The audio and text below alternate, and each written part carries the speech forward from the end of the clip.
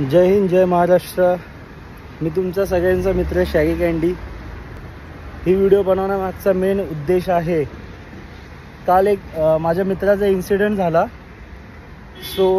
त्या मित्राचं मी नाव आणि गाडी नंबर नाही सांगू शकत, कारण की बिचाराच्या भावना दुखावल्या जातील।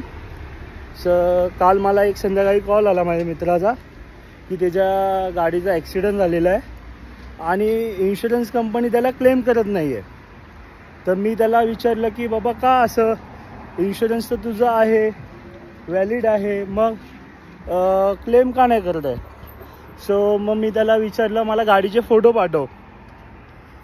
त्याची गाडी होती मर्सडीज आणि त्या मर्सडीजचे बंपर्स त्याने आहे ना चेंज केले होते, स्पोर्टी लुक्समध्ये टाकलेले होते। तर इन्शुरन्स कंपनी त्याला क्लेम देत नाही बंपरसाठी।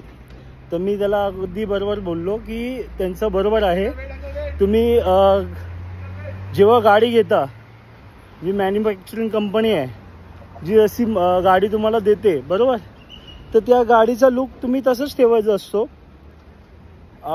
तर त्यांनी बंपर्स स्पोर्टी लुकमध्ये चेंज केलेले होते। त्याला कंपनी आता इन्शुरन्स क्लेम करत नाही आहे। तर आपली किती मोठी चूक आहे की आपण आपल्या शोबाजीसाठी किंवा गाडीचा शो ऑफ करण्यासाठी काय गाडीमध्ये पार्ट्स चेंजेस करतो, पण तुम्हाला हेच माहिती नाही की गाडीचे जे इन्शुरन्स जे तुम्ही काढता ती मॅन्युफॅक्चरिंग केलेली गाडी जशी असते त्या गाडीच्या पार्ट्सलाच ते अवेलेबल असते इन्शुरन्स। तुम्ही त्याच्यामध्ये चेंजेस केलात तर तुम्हाला इन्शुरन्स कंपनी 1 रुपयासुद्धा देणार नाही तुमच्या माहिती करता।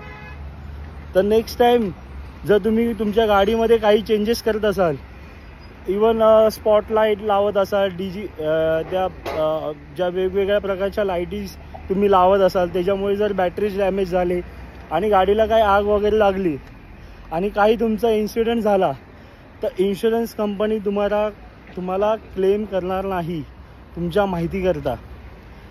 जय हिंद, जय महाराष्ट्र।